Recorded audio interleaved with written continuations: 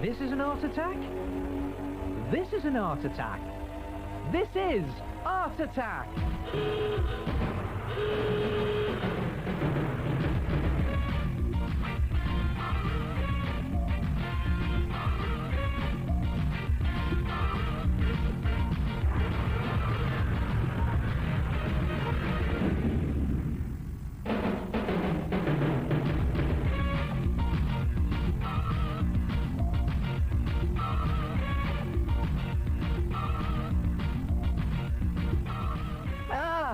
Hello there. Hey, I've discovered an easy way to design your own poster and to make it look really original. You tear it up. Come on, have a look at this.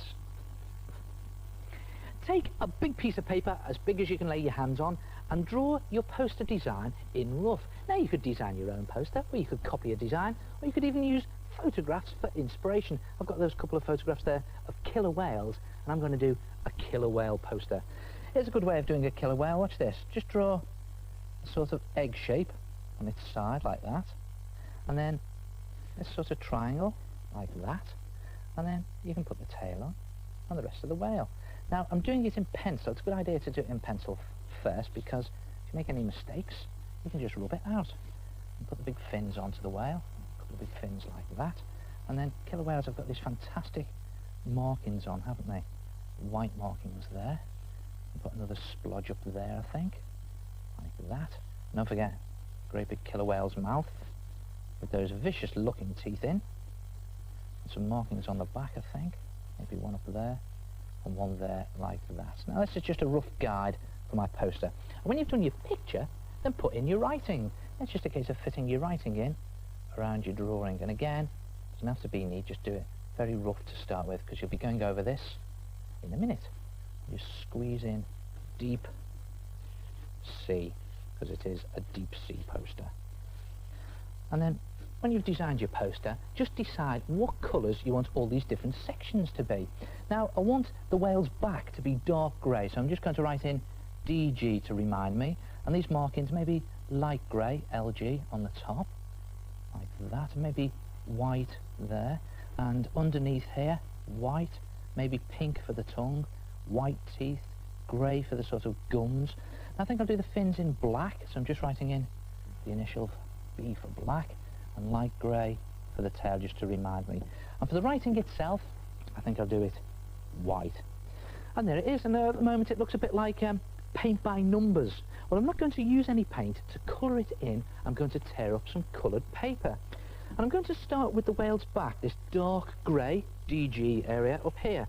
And it's just a case of tearing your paper to shape. Now it can be a little bit fiddly and you can make adjustments as you're going along, but whatever you do, don't cut it with scissors, because if you just tear it like this great sort of ragged torn effect all adds originality and style to your poster.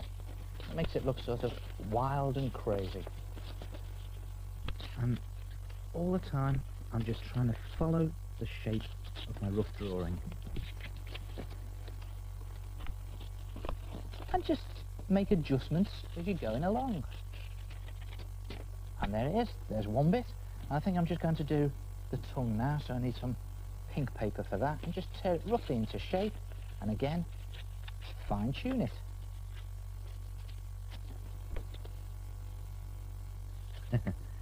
Not quite right. And then when you've done the tongue, do the rest of your picture, tear all the pieces out in exactly the same way, and then bring them all in, plop them onto your picture, and do a jigsaw.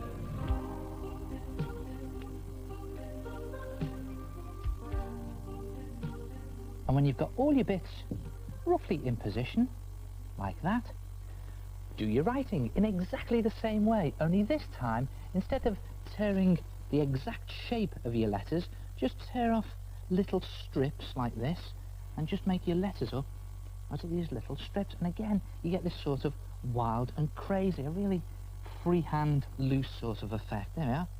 Just do that letter there. Do all the letters in exactly the same way, and when it's all in place, glue and stick it down. And when you've done that, you'll have something that looks like this. Look at that. There it is. My torn paper deep sea poster. And I've done all the fine tuning as I was going along, tearing little bits of paper. I've even put in some paper teeth, and I've rubbed out all those pencil marks that were hanging over. And that's it. All done out of torn paper. And there are loads of different designs you could try. What about this? Dance class, done in the same ragged, torn way. And it's just a case of tearing out the big shapes on your poster first and sticking them down, and then tearing out smaller shapes or strips and creating your lettering. And then you stick it pride of place on your bedroom wall. Try it yourself. A torn paper poster.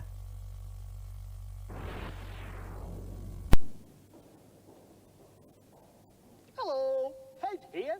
Hey, I never knew torn paper could look so brilliant, and it's so easy. Draw your poster design, decide the colours, tear the pieces, then place them on your poster. You've got to see mine. Oh yes, one other thing. Remember to glue them down. Oh.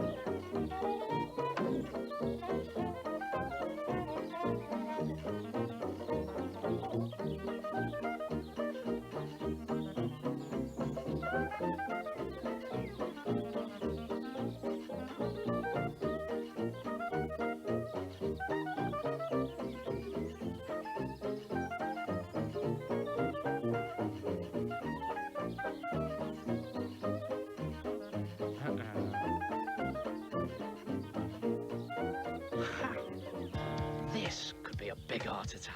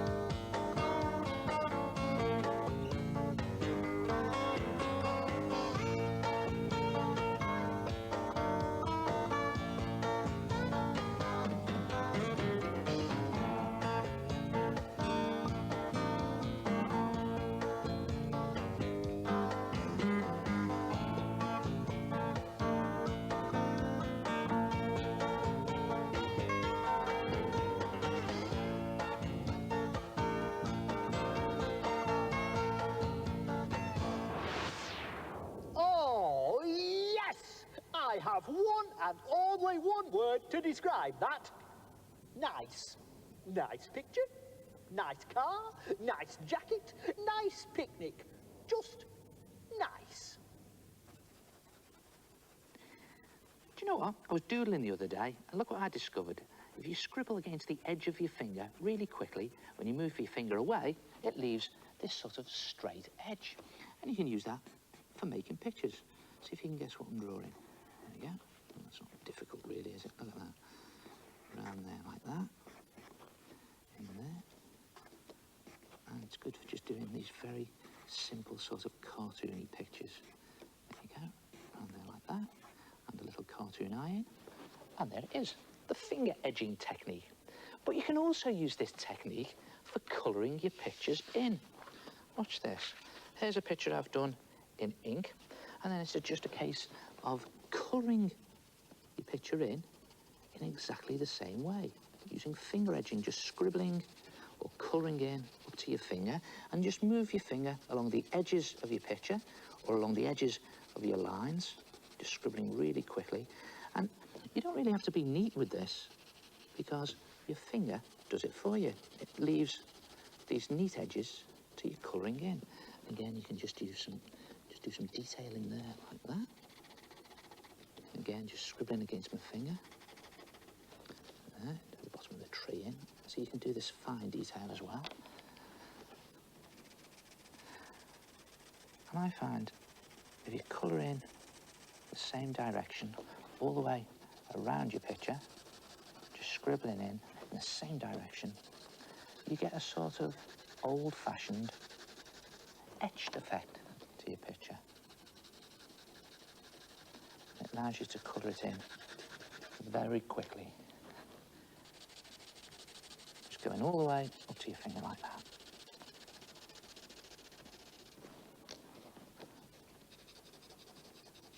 Just do the sun same way very quickly.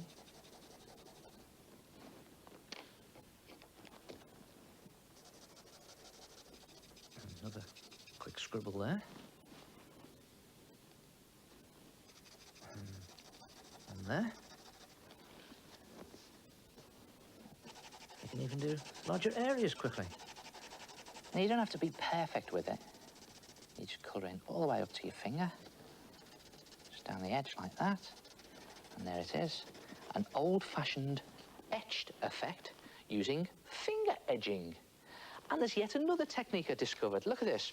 If you do your picture in pencil first, and then you finger edge in different directions this time. Look at this. I'm just going right up to my finger in one direction, moving my finger along the line, like that. And now I'll put my finger up here now and go in a different direction. Look at this. All the way up to the top there, and move it across, and do it like that. And you're sort of using your finger as a ruler, although it's not as neat, because neat can be sometimes boring, can't it? Look at that.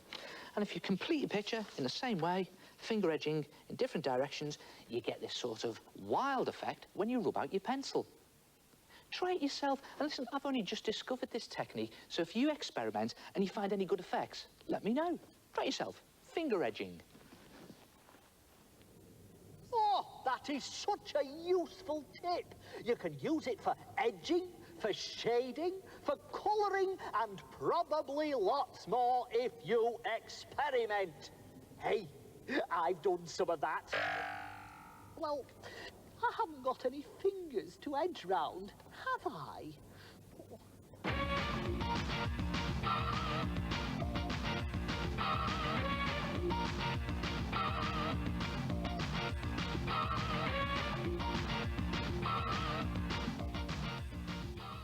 Hello, my name's Caroline. I did this 3D relief drawing by photocopying the same picture 3 times and then sticking cardboard in between to make it stick out.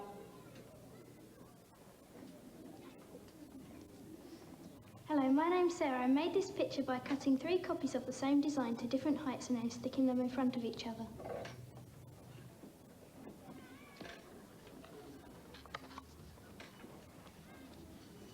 Hi, my name's Daniel and this is my 3D relief picture. Ah, great pictures, and what a great technique, sticking little bits of cardboard between the layers as sort of wedges to create a 3D layer picture. Try it like this. Take a piece of thin card or thick paper and draw a very simple shape. Now, I'm just going to draw a very rough balloon there, and you cut your shape out, and you'll have something that looks like that. Then use that as a template to draw around and then cut two out exactly the same. Now, I've used different coloured card there, so I've got something that looks like that.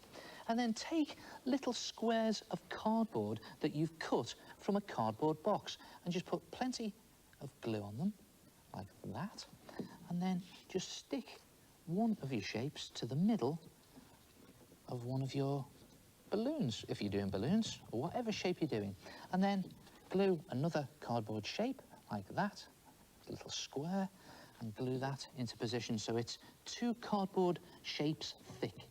And there you have a cardboard wedge. And then do the same on the other two balloons, only this time slightly offset the wedges to one side. And you see why. 然后再拿起胶水涂在第一块的蟹子上，之后把它粘在合适的位置。粘好了之后呢，把它翻过来，在纸张或是卡片的背面涂胶水。我在这里用蓝色的卡片制作天空，然后再拿起胶水涂在第二块上。这个时候呢，其中的一块稍微偏移一点，把它放在合适的位置上面。记得啊，放偏一点，在第一个的顶端，然后把它们压一下。最后用同样的方法去粘第三块，贴在那个小块的蟹子上，然后把它放在稍微偏一点的地方，再用手指压一下，固定好位置。如果你愿意，还可以加上一些细节了。我用一小块粉笔，像这样子照亮这一边，然后你可以用一支签字笔来涂上颜色，并且再加上一些细节。现在你就拥有了一幅简单的 3D 立体的图片了。接下来，如果你剪下3个纸框架，让它们是同样的尺寸跟同样的形状，然后把一个摆在适合的位置上，像这样。你可以用一支很细的黑色签字笔在上面画一些细线。以前我常这样做了，然后在框架上制造一些原木的效果，感觉很好哦。好，把它放在上面。接着你要用一些蟹子粘在每个纸框架的后面，要用2层的厚度哦，把它放在你的图片上面。接着呢，把另外2个放在位置上，同样的要稍微的偏离一点，然后调整它们的位置，像这样子。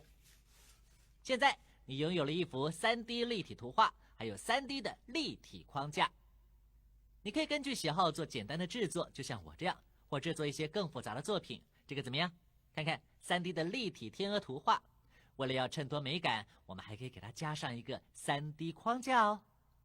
动手做做看，利用薄纸做的蟹子去制作 3D 立体图画。我们下次再见了，拜拜。